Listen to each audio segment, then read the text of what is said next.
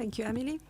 So this is to tell you some information for improving the functional annotation of pig and chicken genomes for precision breeding that was produced by GENE-SWitCH, where you see its original title, Functional Annotation During Development, because this was our focus.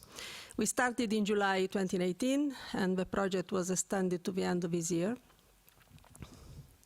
And with an overall aim that was quite ambitious, that was to deliver underpinning knowledge on the pig and chicken genomes and to enable its translation to the pig and poultry sectors.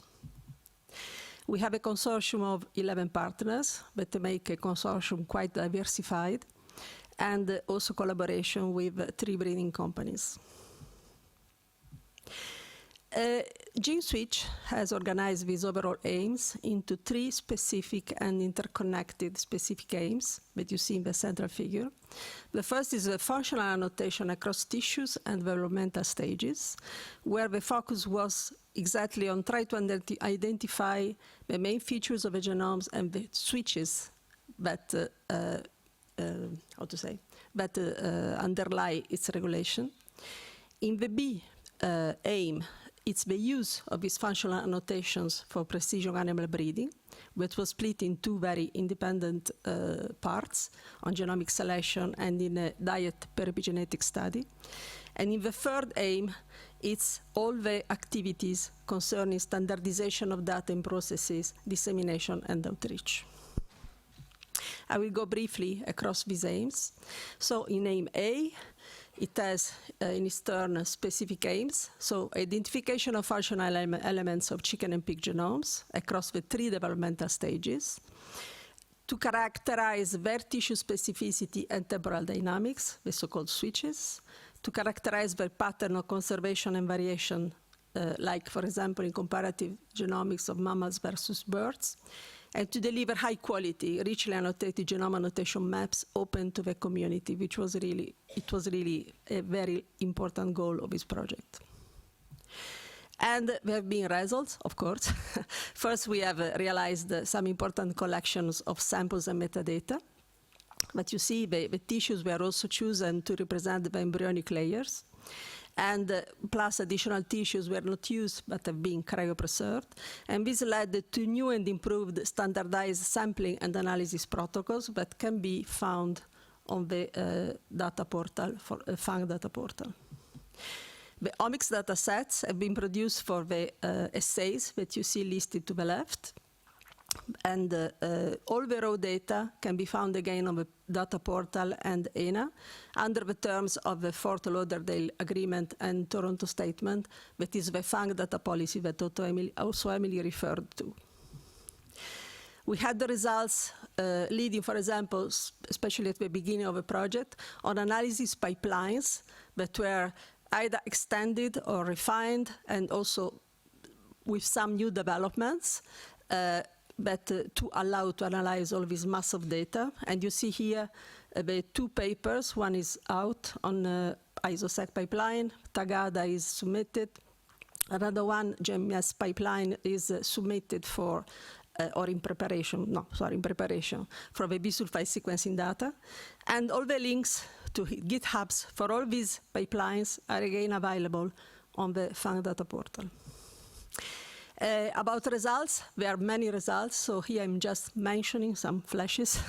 So the transcriptomic analysis identified several new genes and transcripts by RNA-seq, small RNA-seq, and ISO-seq data, of course.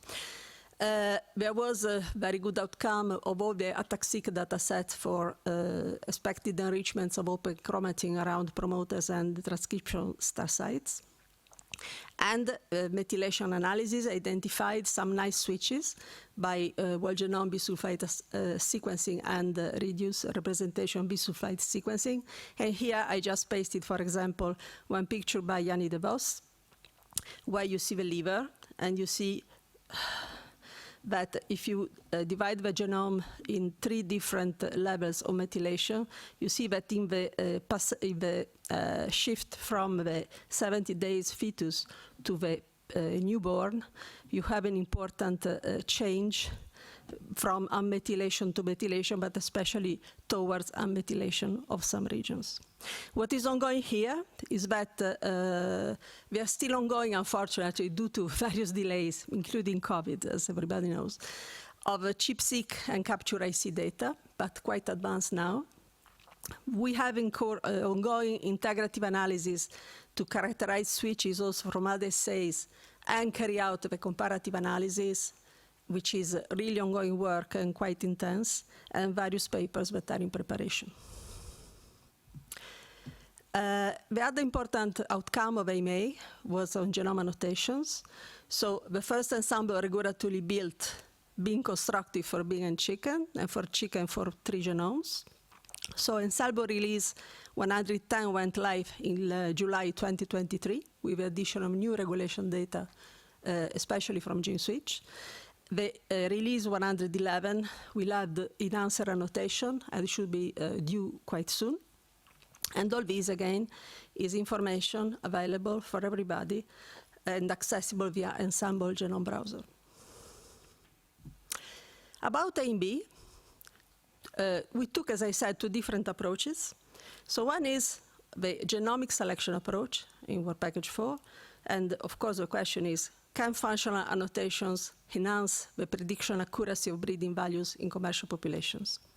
While in the other approach, we took the integration of epigenetic data, and the idea was to understand if we could provide the basis for future studies focused on better farm management, like using lower quality, more sustainable feed, and so on.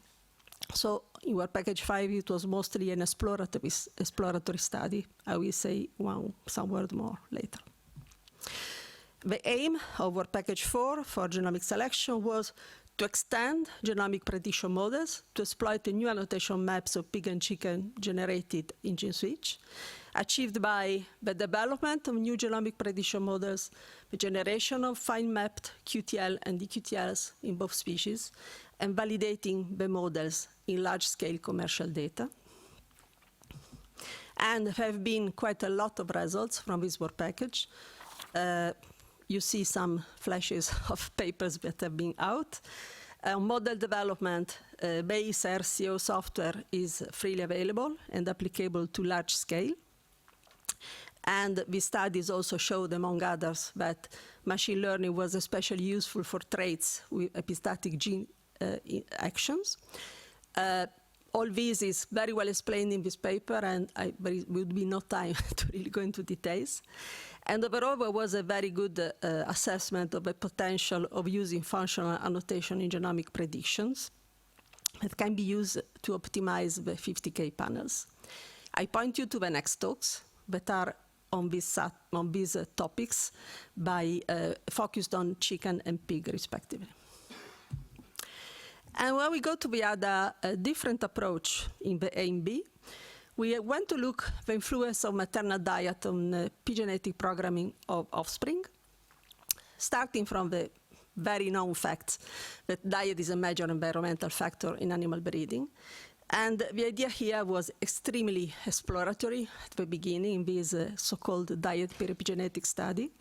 And the study, the work package, was constructed based on 2 lines of evidence. The first is the role of the microbiota for the fermentation of non-digestible carbohydrates, so that short-chain fatty acids are main metabolites produced by the microbiota, and especially with documented functional and epigenetic effects. The gut microbiota, of course, alter host acetylation and methylation in multiple adult tissue, and this was demonstrated in classical systems. So there is an influence on the peripheral part of the body. And the other line of evidence was the importance of maternal nutrition. They contribute to establish the epigenetic profiles in the fetus. And there is evidence also of impact on individual susceptibility to disorders, some diseases in the offspring and later in life. So this is really a summary of the basic. And I'm not going to really describe results of this, but I will just underline the aim. We tried to detect the epigenetic effects of maternal diets that were varying for fiber contents on the fetus in utero, looking at muscle and liver. And we tried also looking on the piglets to evaluate the potential persistence of these epigenetic marks post-weaning. And the scheme of experiment finally was quite ambitious. It was carried out essentially in commercial conditions, and it took an amazing amount of bioinformatics and biostatistic analysis that have been anyway completed with kind of very intriguing results. And we have a paper in preparation that we plan to submit in a couple of months. AIM-C, last one, is on standardization of data and processes, dissemination and outreach. And here I'm really focusing only on the aims and general plan, because it would be impossible to describe all the actions and activities that were carried out in this by these two work packages, work package 3 and work package 6. And the LEBI in work package 3 curated the coordination, standardization, validation, and archiving of GENE-SWitCH data. We collaborated with other projects to establish the European node of FAANG DCC, that actually is the ancestor of EuroFAANG. There was a curation of data dissemination, novel presentation, working on the data portal, which is now extremely performant. Sorry. And together, work package 3 and work package 6 work to enable the use of produced knowledge to further improve the effectiveness of genomic selection in the pig and poultry sectors. And there was the implementation of conventional and innovative training and capacity building activity for both academia and industry stakeholders. And here, just to give an example, because it makes good, we had our annual meeting in Rome last June, and work package 6 collected some of the testimonials from the attending stakeholders. And well, they are even over-optimistic in my view, but it shows that our project was actually appreciated, and so we are very satisfied that we had this discussion and these outcomes that you can have a look maybe later on the slides. What impacts of GENE-SWitCH? We think that we reached the potential impacts that we had promised, or at least most of it, although there is some work that is still to be done, to be completed, not done but completed, and we hope to do that, especially for valorizing more publications. So we produce high-quality reference annotation maps available to the whole research community. We had some cutting-edge research results that pave the way to further studies and strategies. And for European stakeholder benefits, an increased understanding of the value of functional genome annotations to face current and future challenges to achieve sustainable productions. And of course, EuroFAANG research infrastructure provides a great opportunity to increase these impacts in Europe and beyond. A big thank is due to all the participants in GENE-SWitCH. This is again from our meeting in Rome.